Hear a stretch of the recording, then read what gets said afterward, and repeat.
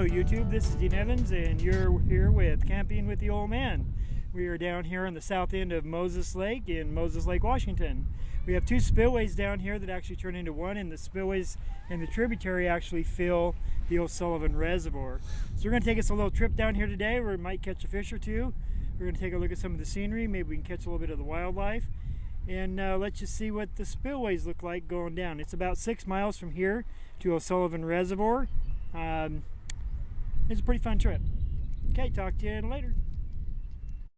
Alright, here we are. We are going down the spillway from Moses Lake to O'Sullivan Reservoir. It's a little bit windy today, but other than that, it's not too shabby. And you can see there's a lot of trees. It's pretty awesome down here. I really like it. Should be some walleye in here, some bass, maybe a trout or two. And with a little bit of perseverance, we can actually take a look and see what we might be able to catch. We're down here doing a little fishing, a little videotaping, a little taking a look at things, giving you a shot of what it looks like down here.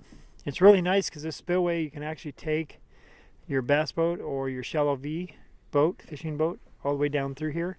But if you launch it here, you're going to have to launch it actually to O'Sullivan Reservoir and then come across the reservoir from the public launch. You would just come straight across, then up the tributaries here. And you can take it all the way up to the dam going to the south end of Moses Lake. Okay, we're continuing our trip down the spillway. It's a little bit windy today, so hopefully you're not picking up too awful much of the wind. As you can see, there's a lot of trees. In the back of the trees and stuff in there, you got a lot of ducks, and they're kind of fighting, mating, doing what ducks do.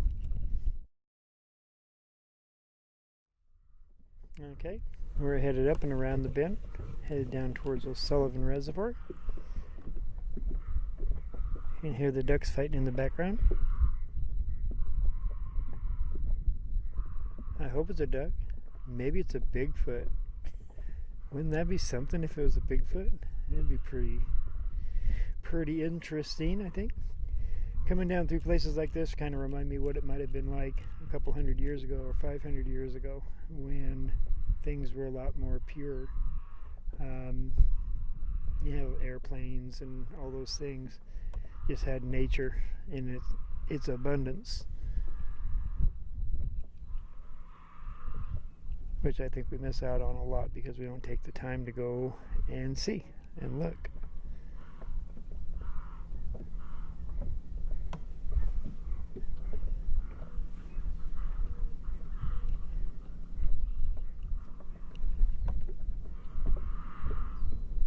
Sounds like you're doing all this stuff. Shh.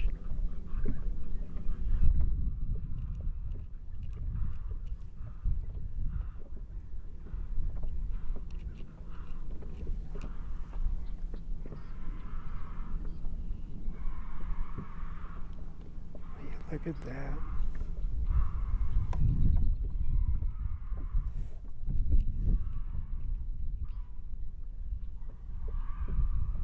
Oh, got your head.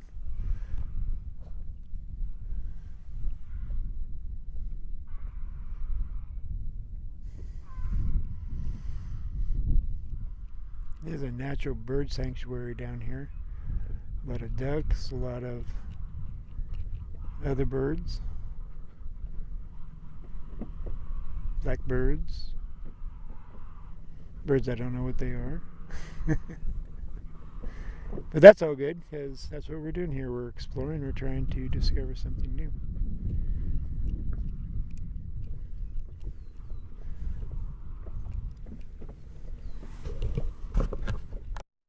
Well, here we are. We've drifted all the way up into the weed patch, up into the tributaries. My friend, she's up here fishing, getting stuck on logs. So here we are, deep in the midst of the jungle. We are excited. You hear the birds in the background. There's beasts. There's all kinds of animals. Oh my gosh, what could be in here? I don't know. It's kind of fun. Maybe we'll figure it out. Maybe we won't. Maybe we'll just be gone forever. We'll never come back. It'll be the It'll be the sluice of no return. All right, as we're cruising down, we've seen some birds fighting over their nests. Saw a beaver. Maybe. Had a terrifying experience going into the brush that we didn't think we were ever going to get out of. I was terrified. The person I was with started crying. Thought for sure we were going to be trapped down here for eternity. Pretty scary business when you're going down the canal. Anyways, they have bass tournaments about 3 times a year. Have one that's about $3,000, a $5,000 tournament, and a $10,000 tournament. So the guys get pretty serious when they come through here with their real nice bass boats and whatnot, and they go back there into all the shrubbery and all of those things. Okay, so like I was saying, the guys come up here in their bass boats and whatnot, and they usually have between 150 and 250 boats on the water. They start out in Sullivan Reservoir. They all come up into these tributaries and fish all day to see who can get the most poundage. There's some really nice largemouth bass in here. There's smallmouth bass in here. There is walleye in here.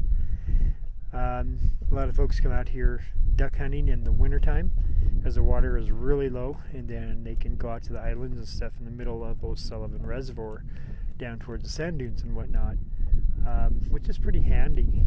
So I'm going to give that a whirl this winter and see if I can't pick up a few more ducks. It'd be better than that, $250 piece ducks. I got to be able to do better than that, wouldn't you think? I think so.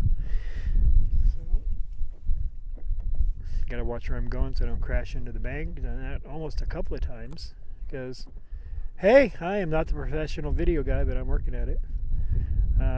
We also spoke a little bit about how many lakes and stuff were in the area, and we're going to hit as many of those as we can. We set out for 115, so we'll see, but it'll probably be a lot less than that, but we're going to get as many as we can this summer. We're also going to go up to Sun Lake State Park and show you what that looks like. It's also out in the desert, and you can they got RV hookups and all kinds of things if you have a bigger rig that you need to come and stay in. Costs about $35 a night, and there's actually a couple different sites up there to see, and that is right in the gorge where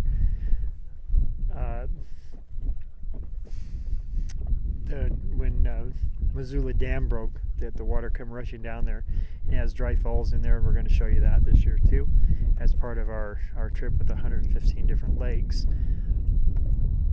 And the water was said to be about 1,200 feet deep and traveling at about 120, 150 miles an hour coming down through there. It was pretty exciting, I guess, if you had been there back in the Ice Age when all that came down. Or pretty scary. I think probably pretty scary because back then you wouldn't have really probably realized what was going on. So we just have to kind of think about it and see how that all works out. I think it's super interesting when this is completely flooded out, because places you'd normally walk in the wintertime, well, as you can see, the trees are sticking out up in the middle of the lake. So you got to kind of be careful where you're boating at, because it gets shallow real fast. A lot of sand dunes and stuff out here. Pretty interesting. Haven't come across any coyote or any other larger predator animals to speak about, but I'm sure that they're probably in here someplace too. Okay, we'll keep you posted as we go down through. Alright, we're kind of on our way back. Wasn't sure exactly how much battery we have, so I wanted to get you some pictures of the bank and the water and the trees, because, well, it is just very awesome. If you come down here, you could spend the whole day doing the 6-mile trip down this spillway to O'Sullivan, and take your time, fish on the way down, and pack a lunch and just enjoy the day. There's so much to see out here. It's amazing.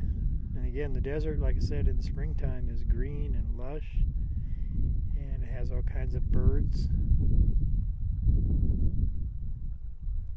And I think it's a very awesome place to be. They started the Columbia Basin Water Project back in the 30s during the Great Depression. It was part of the work to get people back to work and to put the country back to work and to help get us out of the slump and out of the Depression. So they started building the dams like the Grand Coulee and the Priest Rapid dams.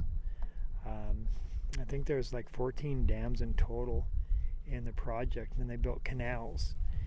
And one of the most interesting things is this is part of the canal work that they built, because prior to that, this was all dry desert land. Moses Lake right now boasts about 18 square miles of lake. And prior to that project, it was about 1/3 the size that it is now. And it's really interesting because some parts in Moses Lake are only about 3 or 4 feet deep, and there's other places in the lake that are 115 feet deep. So when you're out on a boat, you really have to pay attention to the depth that you're at, because it can go from, a 30-foot depth to a 8-foot depth in an extremely short amount of time. And if you're in a boat and doing 40, 50 miles an hour down the lake, enjoying it and sightseeing, that sort of thing, you can run yourself aground. There's a lot of big rocks and stuff in there. And it can be a very hazardous place to go boating if you're not used to boating on Moses Lake. So just food for thought if you come up, and you should, because there's a lot of great places to go. You can go down to Cascade Valley. You can come out here to the south end. You can launch at Blue Herring Park. You can also launch at the park between here and Ephrata. And it used to be called Airman's Beach, and now I believe it's called Connolly Park. And we'll take you to each one of those parks and give you a quick shot of what they look like. Not so much in this video, but in an upcoming video when we're kind of featuring Moses Lake a little bit more and show you the actual size of it. I've lived here for a long time, probably 27, 28 years, I guess. And every once in a while I still find spots on it that I have not explored or gone to. They have really good trout fishing in the springtime. If you go up Crab Creek, it's fly fishing only. But it has some very large trout in there, 28 to 32 inch trout. Really, really nice rainbows. So a lot of fun to catch. So if you're a fly fisherman, you should come up and give that a try. Okay, we'll be talking to you in a little bit. All right, we're out here. We're heading back. Sun's starting to go down. It's about 7:30. Kind of fishing the shallows a little bit on the way up, trying to pick up some of those bass. They're hiding out in here. Might even pick up a walleye, maybe even a trout. There are trout in here as well. But they're kind of probably out in the deeper water right now. We're fishing the shallows. And we're hoping we're just going to pick us up a nice bass for dinner. And we'll go home and have bass and talk about the day and the fun. As you can see, we didn't get marooned back there. It was a close one. We got way up into the trees and had to paddle our way out. It was horrible. Scary. And I swear Bigfoot was watching us the whole time. I'm pretty sure he was. Pretty sure that I saw him hanging out, watching what we were doing. Heard some really large growling sounds. Yeah, it's just the birds and the ducks fighting with each other. But hey, it was fun. Okay, talk to you later. It's a carp. Is it? Yes. Well, we get a picture of a carp, right? It's a big ass carp. It is a carp. Yeah, that's a nasty ass looking fish. Okay, and that is what you don't want to catch in here. Look at the size of this monster there. He's an awesome fish. In the springtime they fight like heck. They were originally brought up here for fighting fish, believe it or not. And now we have so many of them, they come out here and bow hunt them and everything else trying to get rid of them. They're pretty good sized fish. This guy here is probably a 20-pounder.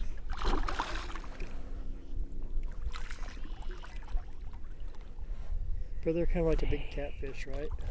There he is. He doesn't want to be on my line anymore, and I want him to be on my line, but he's kind of big ugly guy.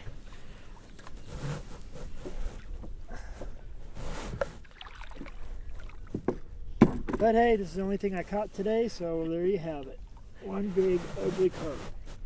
Woohoo! Some people say that these guys are a delicacy. They say that you can bake them with brown sugar, and if you soak them in milk and vinegar to dissolve the bones and to get the muddy taste out of them, they're actually pretty good eating fish. I've yet to try it, but I might sometime. Okay, let's see if we can get this guy off the hook. He can go about his carp business. Well, as the sun's setting, and I guess our adventure for today is over. We got us a carp. Got to see a little bit of that. That was kind of fun, actually. He was fun to catch. But the sun's starting to go down, so we got to head in. We'll take a little bit of video going in so you can see where we started from. Okay, talk to you in a bit.